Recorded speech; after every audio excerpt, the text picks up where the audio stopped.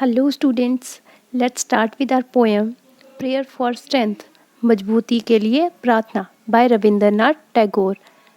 So let's get started. The poet implores God to make his heart stronger enough to bear joys and sorrows. He also prays to grant him the strength to help the poor and to make his mind free from everyday issues.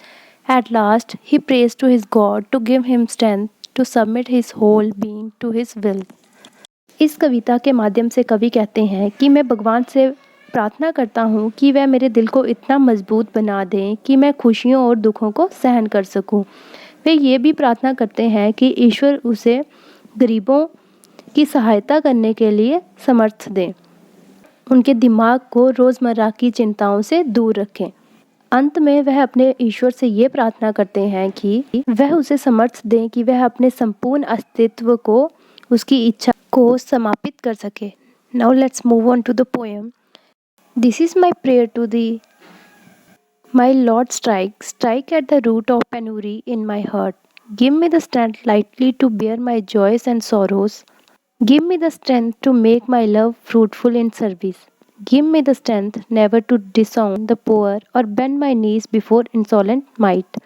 Give me the strength to raise my mind high above daily trifles, and give me the strength to surrender my strength to Thy will with love.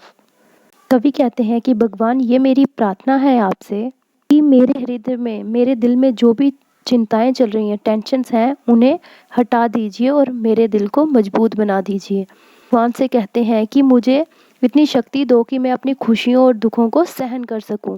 कहते हैं कि मुझे इतनी शक्ति दो कि जो मुझे प्यार करते हैं, जो मेरे माता पिता हैं, मैं उनकी इतनी सेवा करूं कि उन्हें कभी कमी महसूस ना हो. वो कहते हैं कि ईश्वर, मुझे इतनी शक्ति दो कि मैं कभी गरीबों को इग्नोर ना कर सकूं. जब भी मुझे वह दिखें, दुख में दिखें, सुख में दिखें, मैं उनकी मदद करने के लिए हमेशा आगे रहूं. और मुझे इतनी शक्ति दे कि मैं कभी दुष्ट बुरी ताकत के सामने घुटने ना टेक सकूं.